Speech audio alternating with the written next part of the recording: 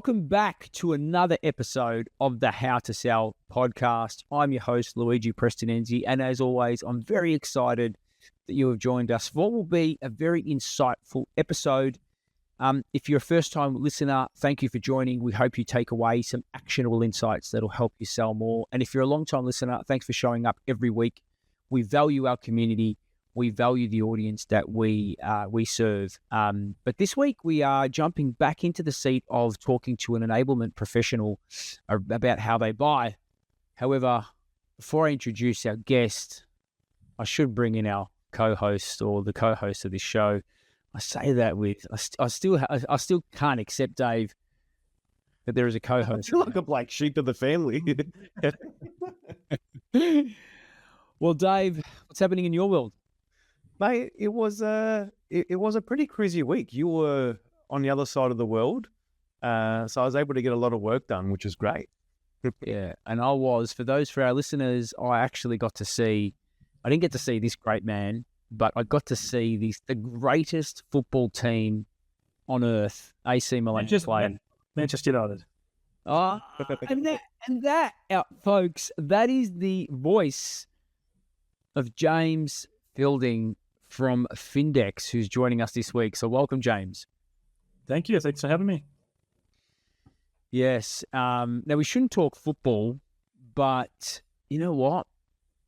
I watched an incredible Manchester United grind out such a hard-fought victory against European superpower Luton Town, which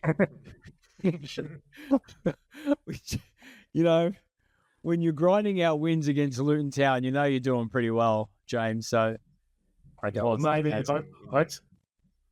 this podcast isn't the same. We won't grind it out the same way, but you're on the improve. Got to start from somewhere. Yes. Well, Alex Ferguson, I'm sure watching on, he was excited to see what a great team. Anyway, well, let's not go there. Let's not go down to the path of football.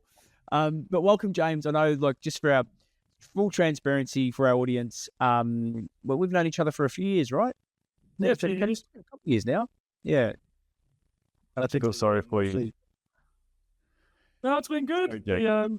He wasn't always this bearded and this polished on the podcast. It's nice to see. But we've known each other for a while, and that's obviously the first interaction Luigi and I had was actually a purchasing experience of my own. So we might talk through that a little bit in the podcast. It's always nice to have an experience where I guess, you have a relationship where you go from a vendor to a friendship, and it's been, really good, relationship over that time. But I think the importance of looking at the buying journey of people and the effort that Luigi puts into it is, kind of unmatched. So I've been, really looking forward to talking you through today, because I've been on the receiving end of being sold to by Luigi.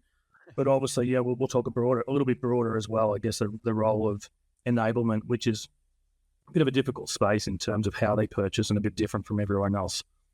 Yeah, that's awesome. And thanks for those kind words, James. I think that's a perfect segue, right? Because, we have been interviewing a number of enablement folks from various organizations across the world. And it's really, really interesting. Like I said, the common thread that we're hearing is most enablement professionals are not the main decision makers, but they are absolutely key influencers as part of the decision-making process. Some have more weight in the decision-making process than others, but ultimately they form part of a wider buying process, right? And that's exactly what we went through when a few years back when we were in the decision-making process of a large transformation project. But mate, just before we jump into this episode, would love to know, and for you to share with our audience, sort of how did you get into that enablement space?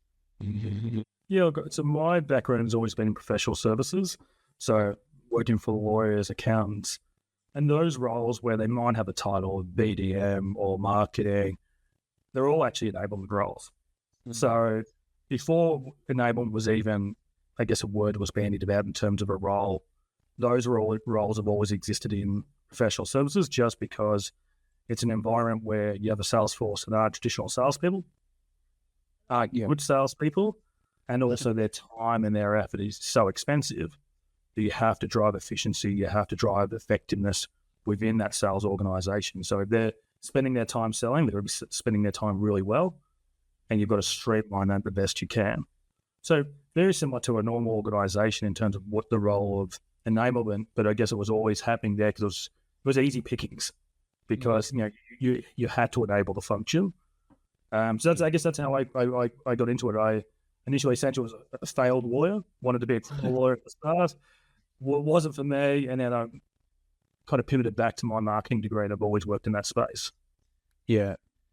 Interesting story. So you initially, worked as you working as a lawyer before you moved into? No, finally here I started doing my, I guess what you call it, articles. So essentially looking at that, being a paralegal, moving into my final year and then moving on. And then so I started in criminal law, and I had a few hairy cases to start with, and that was enough for me.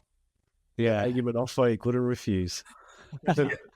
Yeah. And I think, and then from there, kind of working in. So obviously, wanted to use that background to work in professional services in terms of law firms. Yeah, and I've been doing that. So initially starting off in terms of setting up a global pitch team for Linklaters, so big multinational kind of law firm, but kind of building that infrastructure, building those tools and resources. And again, it wouldn't have been called sales enablement back in the day. It would have been called business development or sales. Well, actually not sales in the law firm, but it would have been called marketing.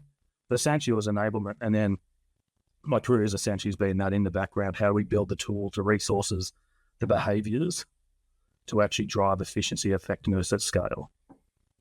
Yeah. And it surprised me when we first started engaging. I think that was one of my initial observations, right? You hear about most tech companies, a lot of traditional type businesses that have an enablement function. And I was quite surprised to see that, a huge accounting professional services firm had that function. And that, Grant Thornton at the time when you were there were a lot more progressive than other organizations, right? That they were competing against. Yeah, very progressive. I think the terms of, what in particular around Grant Thornton was around the technology space in terms of making that investment, knowing it was a long-term investment. And I guess we can talk through that, some of the purchasing decisions, but the decisions were made there to invest. We had to make those. We had to, in a culture where it wasn't traditional to have these tools and resources, that you had to make these purchases and prove them up as they go, because you would be the one of the two people. It wasn't like a traditional sales organization where every single firm had this technology in there. You were bringing it in and doing different things and expecting a different result with a different audience in terms of in that business, having accountants, having auditors, having advisors using these tools as opposed to pure salespeople. That's a good segue, James. Look, what role does enablement have in the current organization at Findex where you are now? What role does that play when purchasing new tools, services? Can you walk us through that sort of process internally? And then how do you get adoption internally with those new tools and services? It's really interesting. What I'll do is I'll talk through a couple of different experiences, because I think they are so different. So each organization is so different. So, and depending on where they are in the maturity curve. So you might have one organization where not much is in place and it's still very much driven out of technology. So that the internal IT team are driving all the technology decisions. Or you might have another organization where it's a little bit more mature, or there's a real focus at a given time. So when I was at Grant Thornton, we had a real focus obviously on sales and marketing. You would have these internal people who were willing to champion the purchase and were desperate to get it in. And I think that's the big thing around these buying decisions is you've got every man and his dog that it's got a say in it these days. So you've got obviously technology, end users, you've got procurement, you've got risk, you've got your CFO, your C-suite, you've got everybody with a different perception, I guess, looking at it from a different lens, that they all are involved in the decision-making process. But at the end of the day, if they're not someone who is willing to back themselves and really wants it and is willing to take the downside risk and the effort to get it in, the purchase isn't made. Yeah. Is that something that you find is a big roadblock where everyone's looking for not to take on any risk, even though there might be considerable upside? it's always a risk factor decision-making process? Yeah, 100%. So like your personal credibility is on the line if things don't go well, and also to get the effort involved in doing that. So in the background, you're doing your day job, but you're also working with procurement. You're getting vendor risk assessments done. You're working with the technology team to see does the data flows. You're doing all this additional work beyond your day job. So that day job doesn't disappear. You're still doing that day job. Yeah. You've got to work this, and then you're also responsible for implementation and making sure that it's a service or a product that people actually use in the business. So you're getting return on investment. So it's quite a risk. So that's why you've got to be passionate about it. You've got to say, well, actually, I fundamentally believe in this, and I'm willing to take. I'm willing to take the pain to put this in the business because it's better for me and better for the business to get it in. And that's, you know what, I think this is actually perfect, right? Because you're describing the picture of what most deals look like. There's a lot of layers of complexity and lots of different decision makers, and often sellers are only talking to the one person in the org, in the buying hierarchy, right? And deals get stuck. And I know there's a lot of data to show 40 to 60% of deals get stuck at no decision, not because there's not a desire from them to move forward, but because of the volume of people involved. And if I reflect upon our time when we first started engaging, when we got the final tick of approval, we had probably over 20 people involved in the sales process, if you recall, right? But I just want to go back a step. So you talk about the fact that your internal personal brand is at stake if you sponsor something in that doesn't work. If we can maybe take the interaction that we initially had when, we first met and you sponsored me into the business, could you describe or share what motivated you to sponsor me into the business? Like, given the fact that there's so much risk that you spoke about, when we started engaging, there was a point where you championed me in. What was the driver behind that?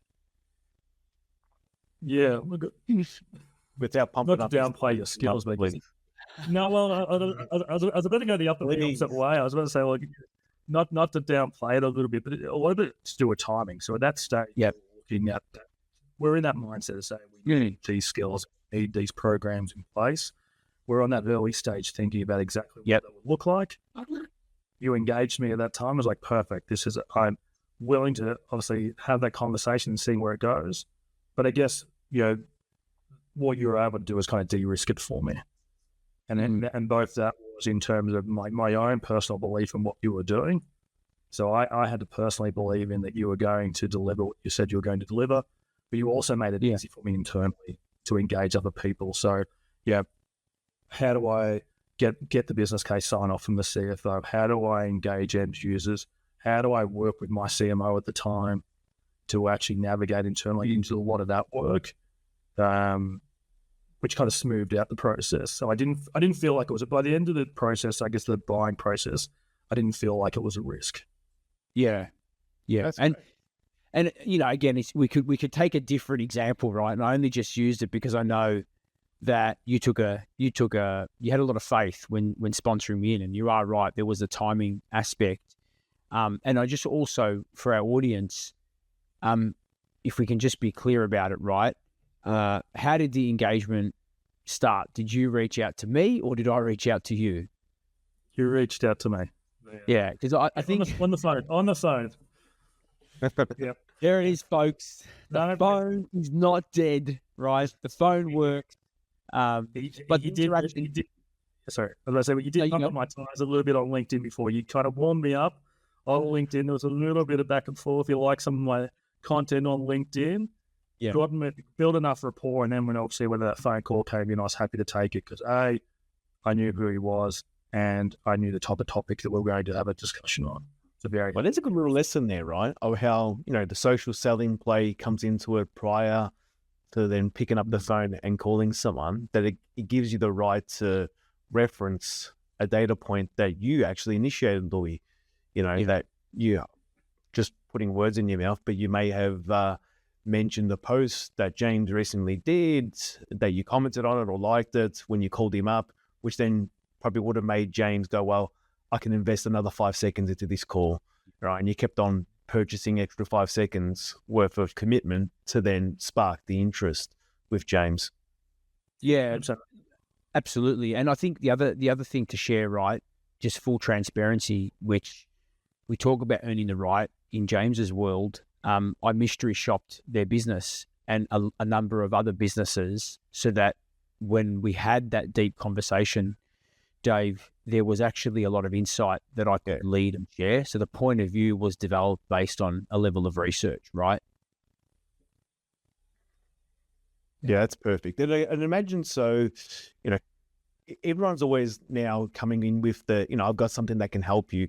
I was wondering, we're almost leading into the second segment part of it, but can you remember what you said in order to spark up the interest? Being in sales enablement, James probably going to hit up many times a day of people selling him things and understands how to sell and when to sniff out a sell that's coming. What can you remember what you said or what you did? Well, I do. Like I said, it was the initial interaction we had on LinkedIn. It wasn't a connect and pitch. So, I mean, if you recall, James, it wasn't that we connected and then all of a sudden I started pitching my services.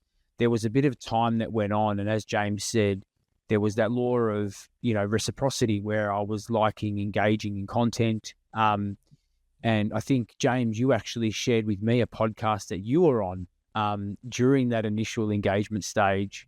I then listened to it, and then the initial outreach occurred, Dave. Nice. And then when we had that first meeting, because I had done that mystery shop, I had a very clear point of view, and I already had defined that, hey, there is a particular problem that could be addressed if we're able to continue this chat, right? So it did come from a different position because I had done that research. And that's what the other thing I want to sort of move towards as well, James. So we speak, obviously we're now talking about social, got you engaged, jumped on a phone, as you said, insight-led approach, and you spoke about that buying process. Can you maybe share with us a buying journey that you've been on in the last 12 months that didn't actually progress, and what stopped that from progressing?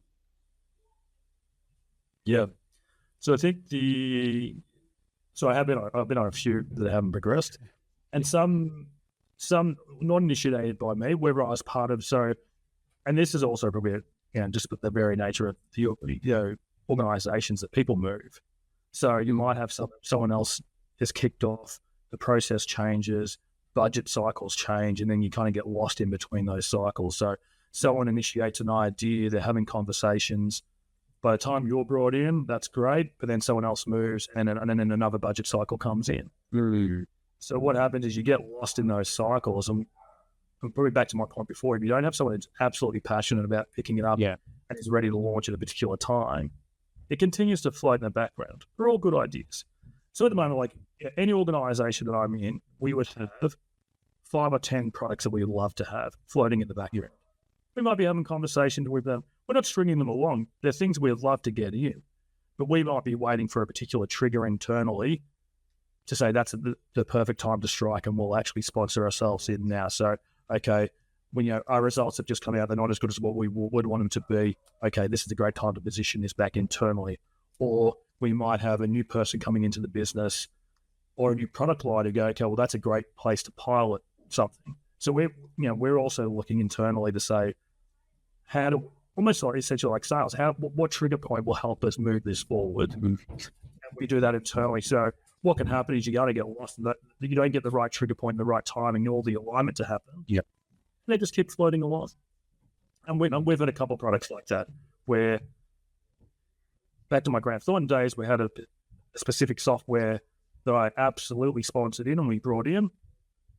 When in my new role, we're still considering that, but I'm not passionately pushing it the same way that I did at another organization because the timing isn't quite right and the business kind of situation isn't aligned.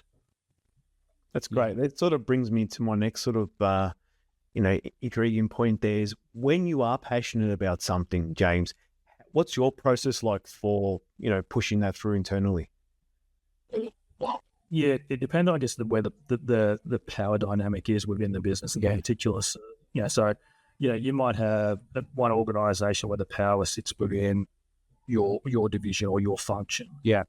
Or it might sit somewhere else. So you actually got to figure out where that power balance sits, and is it one that you can pursue, or is it one that you actually have to bring in other people and get them to sponsor it? So, like for me, the channel could be, like, say, out of the way, I'm just getting this in. I'll bring you along for the journey, but I'm absolutely passionate about it. And I'm going to build a business case. I'm going to work with everybody, but I'm absolutely pushing this forward. Or it could be I'll work in the background and talk to people who are responsible for that area, and then I'll start introducing them to vendors or starting to do things. And I'll let that naturally progress, and then I'll see how I can help move it in the background. Okay. And just on that, so what role is the seller having on this process? So let's talk about the passionate example, right? Not the other one. And I think we could probably address that. But if we talk about the passionate one, that you are, depending on the power, where the power sits in the organization, what role is the seller having, or is it purely sitting with you to drive progression internally? It depends. If I feel they're an asset, I'll bring them in. If they're not, I'll separate from the internal kind of buying process. So, they could be an absolute asset. Like, the sales process that you and I went through, we brought you in, we presented you to the business because that was an asset, that you were the product, and we're very happy to put you in front of our C-suite, in front of decision makers, and that was absolutely an asset.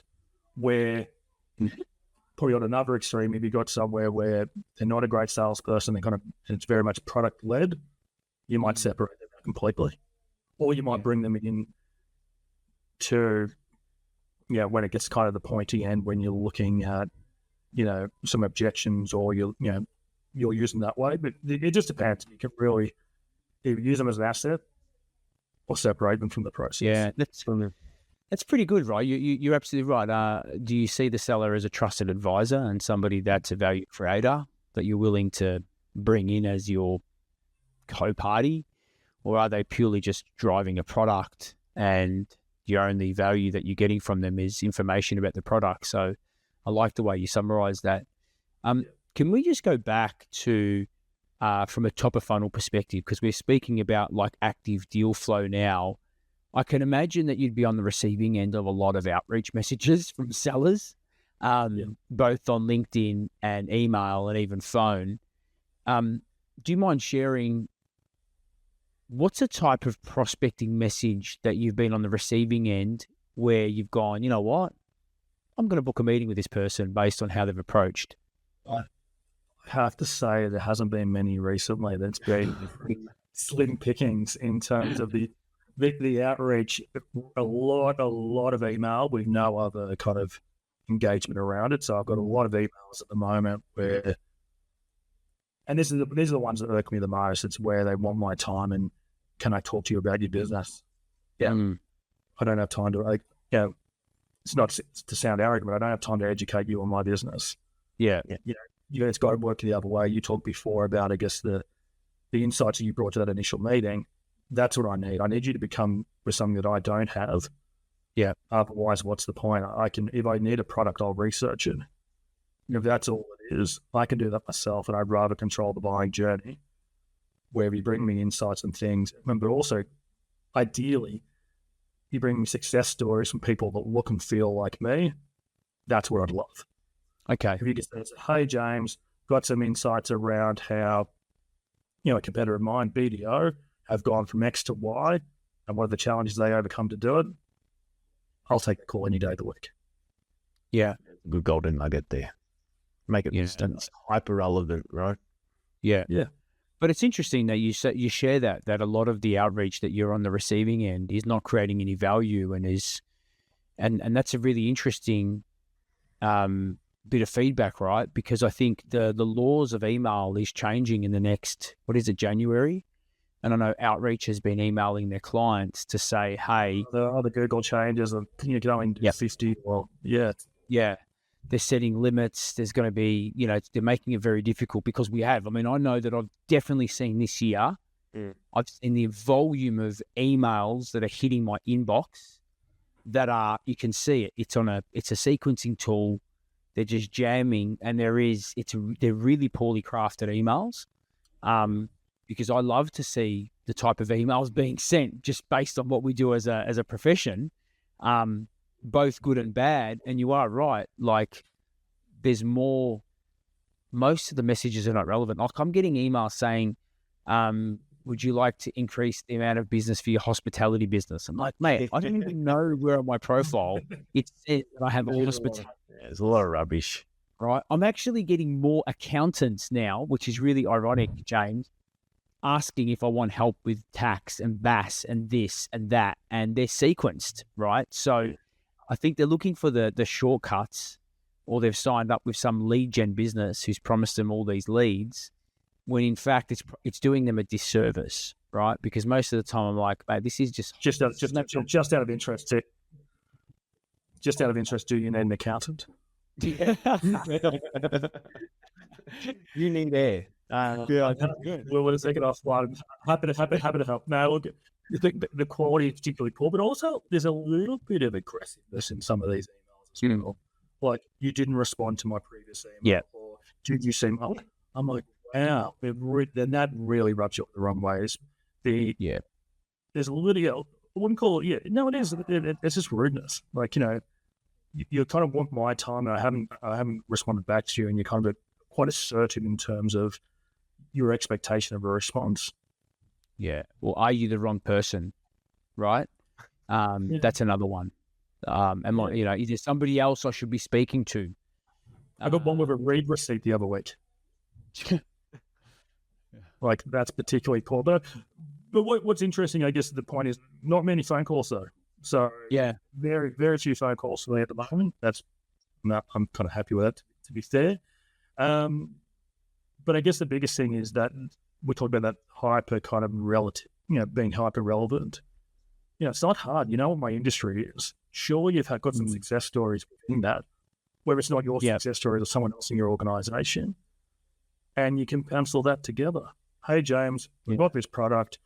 We've got these people that look like you, and I've got some insights to share on the success that they had. Yeah. If you can't package that together, then I start to question, A, do you have the industry experience? And is anyone willing to back the fact you've actually got any results? Yeah. That's where my mind goes. If you can't put those pieces together, I feel that you're almost, you're burning a lot of people in the background, or you don't have the industry experience, and I'm kind of the guinea pig. And that's certainly not where you want to be. Back to my point before about, you're taking the risk. Yeah. I don't want to be the guinea pig. Yeah. Well, I think, for our audience, James, there's a lot of key takeaways here. I mean, we've spoken about active deal flow. Are you seen as a trusted advisor, or you're just a product pusher?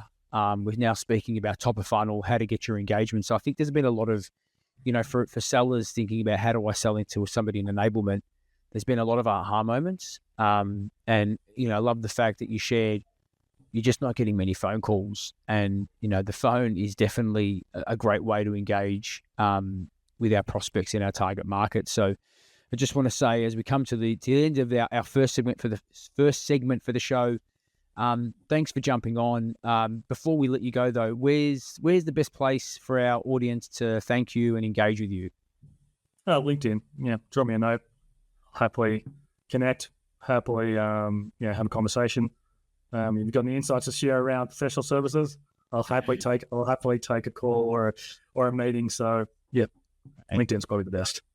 Perfect. And full transparency, James loves getting gifts of Harry Maguire. So if he wants his attention, just send him a GIF on LinkedIn of a Harry Maguire gift. He'll be very excited to receive that. So, James, I value our relationship. Thank you for the support and supporting my journey, mate. So, thanks for being a guest on the How to Sell podcast. No, big thank you. I love being on it. Thank you. Well, Louis, that was a great segment there. Interestingly, though, he was talking about when you sold to him, and now he puts it now about how many sort of outreaches he's getting at the moment, and they're just not hitting the mark, which is probably, it's a telltale time that's, what you did years ago with James is still ever so relevant, if not more relevant now, in the world of just jamming down 1,000 emails down someone's throat. Let's dissect this one. Yeah, and I think there's a lot of really good takeaways from that conversation with James. And, when you think about prospecting into 2024 and what's going to be your competitive differentiator, I've said this before and I'm going to repeat it again. Your level of research before you actually reach out to a company is very important. So if you're taking that, I'm going to jam, a couple hundred prospects into a sequencing tool that fit my ICP, and I'm just going to reach out to them with some form of generic messaging, and you can, relevance at scale, right? Or personalization at scale, whichever way people want to coin it, you're doing yourself a disservice because, again, if you think about your target account, you've got to go, well, there is a lot more nuances and a lot of more complexities in just getting a person into a meeting. You've got to think, where is this person? And James referenced it, the power base, right? What am I selling? And ultimately, where is the money going to be coming from? What is the pathway that we might need to take? Now, you might not know that exact pathway. You might not know the exact steps this organization needs to take to buy, but you should do some form of hypothesis before you enter, right? And that's why the org map, especially for more complex deals, is key to do beforehand. And you do your level of research and think, right, we often get taught, you go straight to the top, but sometimes you want to get a champion. You need to get somebody, like James said, has the energy to push the project internally. What was the rough figure of the value of that project that you sold to James?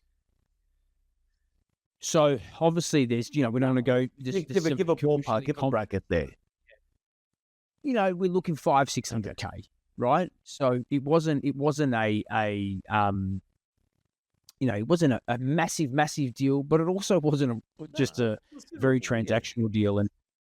And the reality behind that was, it was a very complicated sales process because as we alluded to, we didn't just have, James's boss at the time was the CMO, and James was head of enablement, but then there was the head of digital and head of marketing and BD that needed the initial endorsement before it went up to the exec team and the first level partnership team. So there was a lot of work that needed to get done. And as James said, he brought me in as that trusted advisor that could provide insight and value as part of the conversation. I wasn't just pushing a product. Yeah. And so just to bring this back to the whole purpose of this particular segment, how would you sell to someone like James and how would you sell to enablement professionals? It's, do you want to be seen as a trusted advisor in that process? And because if you're not going to be seen as a trusted advisor, your ability to influence that deal is going to be really, really hard, right? If you're just putting across the table a proposal with some product information, the question they're going to ask is, what other value do you offer? And if there's no other value, they're just going to look at price. So in order to sell to James, you've got to be asking the question, what are the information gaps? What are the knowledge gaps that I can help fill? Mm-hmm. Yeah. And that's that insight and education, because if you can bridge the gap of insight and education and help them feel more confident about what they're doing internally and help them navigate the conversations, because you're elevating their role, you're enabling them to have deeper conversations with their executive team, with their peers. What happens is they see you very differently, right?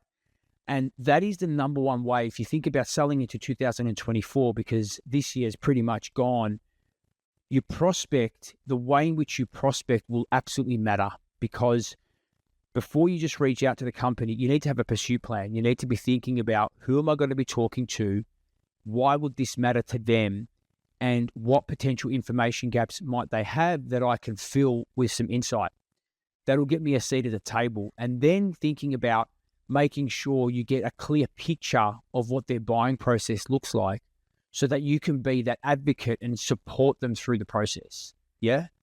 And that for me is critical. And I think how I sold to James, 2-3 years ago, it's the exact blueprint you use today and next year. The blueprint hasn't changed, right? I mean, in fact, you would say that the playbook is exactly the same.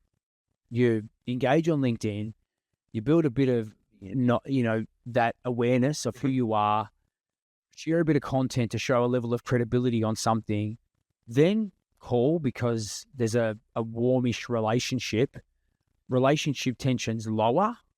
You start having a conversation. You use the insight that you have based on some of the research that you've done, and it forms a point of view, and it gets to meeting. And then all of a sudden, from there, you start to really build out a roadmap. But the key thing is also defining how important is the problem that you're talking to them about. And as James said, the problem that we were talking about was actually high on their priority list. So it made a lot of sense to progress that conversation. And in some cases, it is not a major priority, and that's okay. And that's where you put them into your relationship funnel and you massage, and you might continue to educate and help them see the problem a little bit differently. So they say, you know what, it is now a level of priority that we need to tackle, right? So, I hope that does help our audience, and I hope that answers the question around how I would sell to James, but the blueprint would not change, right? Lead with a level of insight, create a point of view, be seen as a trusted advisor through educating, providing insight, and then work with them side by side on building that business case so that you can get consensus and ultimately get the deal across the line. Well, mate, another great episode. Perfect way to wrap it up. For those listening out there, if you liked what you heard, please share it with a friend, colleague, help spread the message on how to sell, and we'll see you on next week's episode.